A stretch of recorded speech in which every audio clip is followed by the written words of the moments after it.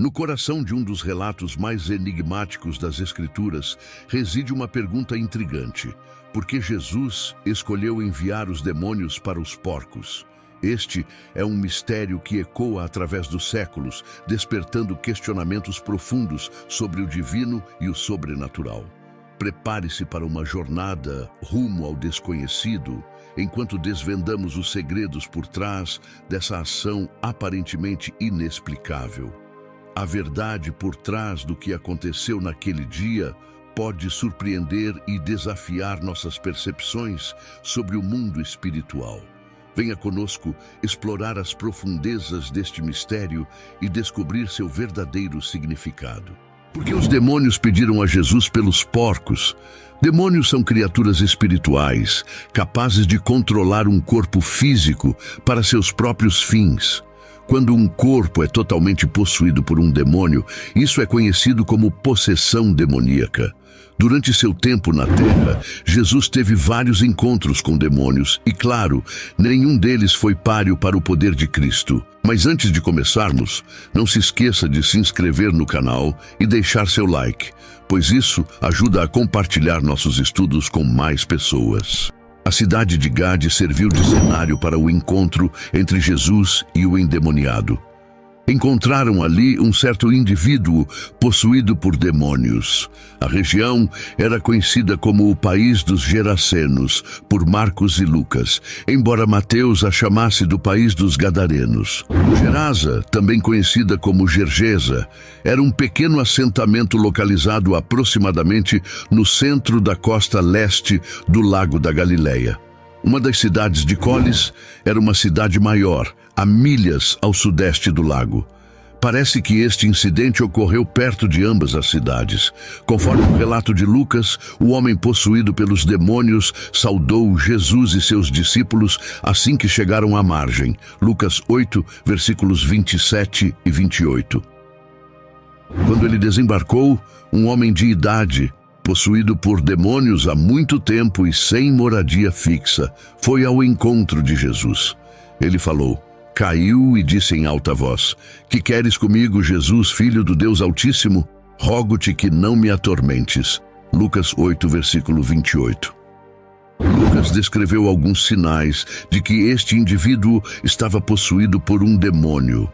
Desrespeito próprio, isolamento social, refúgio em um abrigo impuro, reconhecimento de Jesus como o Messias, controle da língua ao grito e força sobre-humana. Este homem estava sob a autoridade de forças espirituais, em oposição direta à vontade de Jesus e de Deus.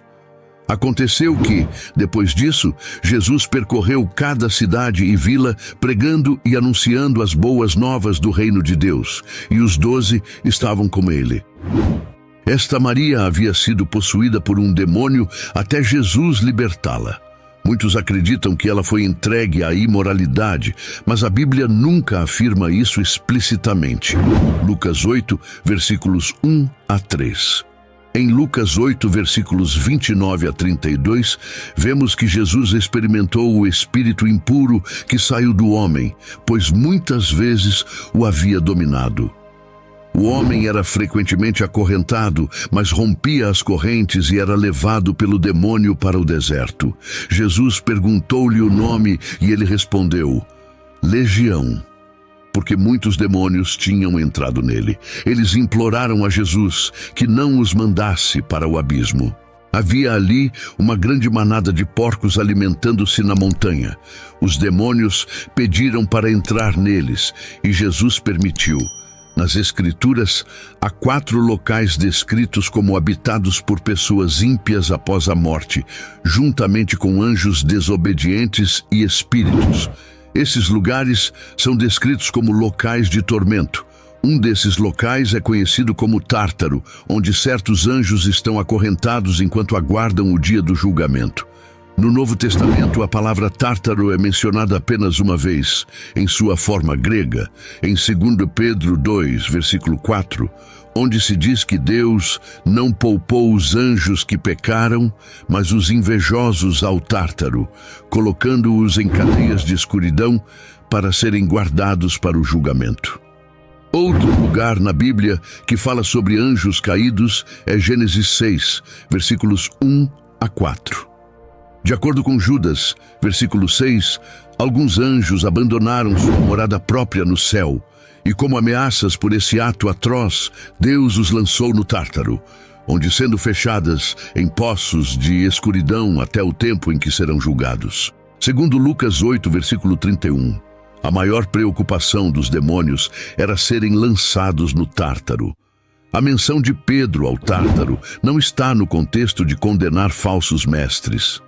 Aqueles que intencionalmente espalharam heresias na igreja um dia se encontrarão no Tártaro, assim como os anjos caídos que foram responsáveis por espalhar o pecado.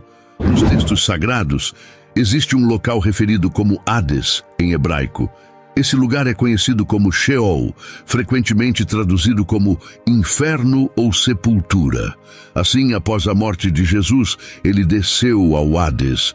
E Pedro afirma que, enquanto estava lá, ele pregou às almas que estavam sendo mantidas cativas. De acordo com a carta que Paulo escreveu aos Efésios, quando Cristo ascendeu ao céu, ele levou esses cativos para fora de seu cativeiro, cumprindo assim a profecia do capítulo 61, que dizia que ele libertaria os cativos. Jesus veio para libertar os cativos e abrir as portas das prisões aos que estavam aprisionados. A palavra traduzida como abismo é a palavra grega abussos, que em outros lugares no Novo Testamento é traduzida como poço sem fundo. Note-se que os demônios estão implorando a Jesus, pedindo que não sejam mandados para os abusos.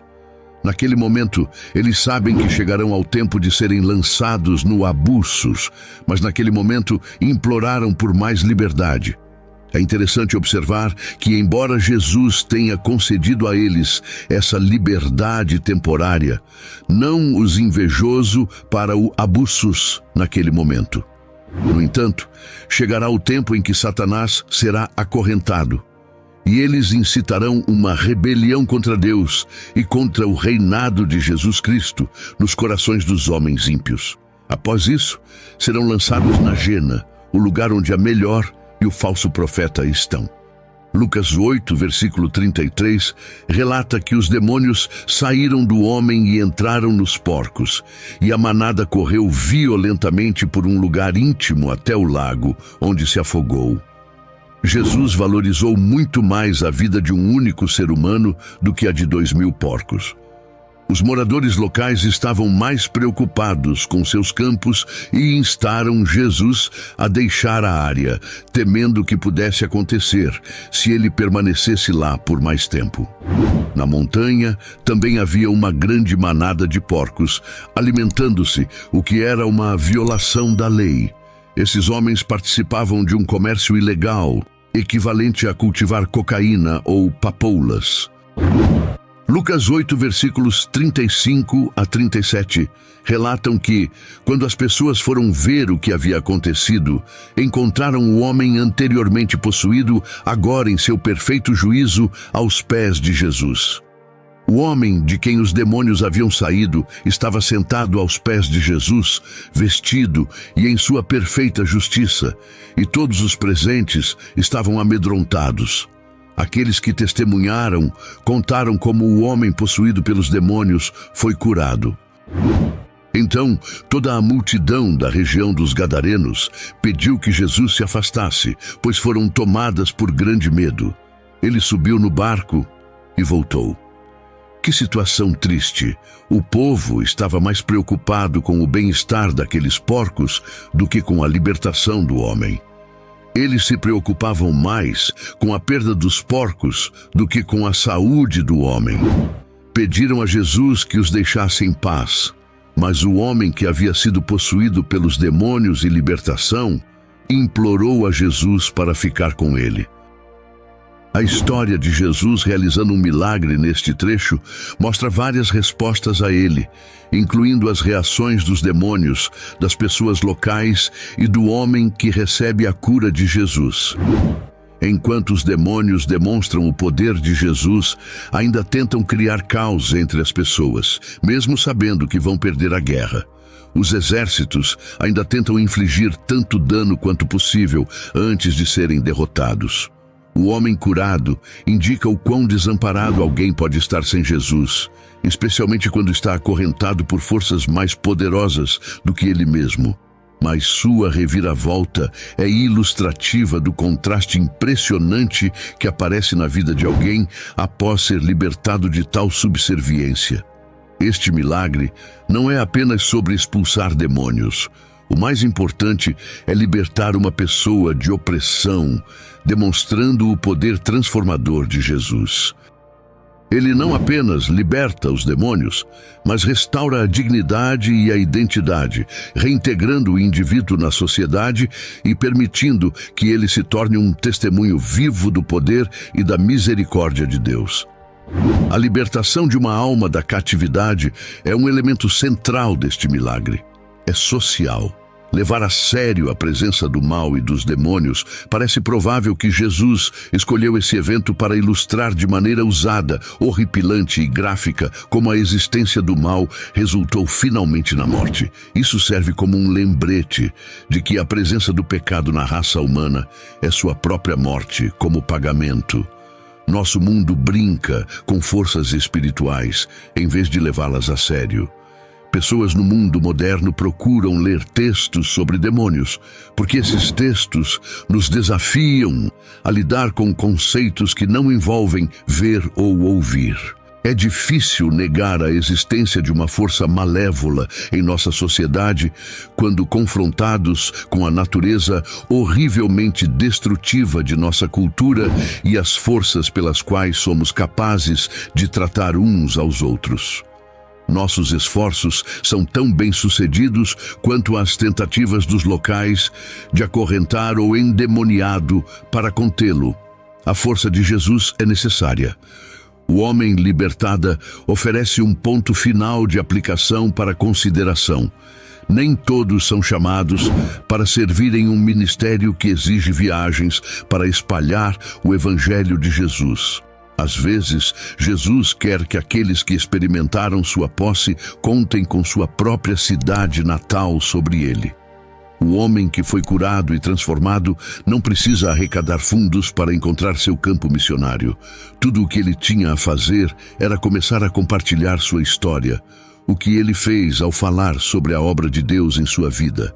Ele não poderia deixar de mencionar Jesus. No próximo vídeo, vamos explorar um tema fascinante: como Deus criou a morte e quem era o anjo da morte. Prepare-se para desvendar os mistérios divinos e entender o papel crucial que a morte desempenha em nossa existência. Não perca, inscreva-se e ative as notificações para ser o primeiro a assistir. Até lá!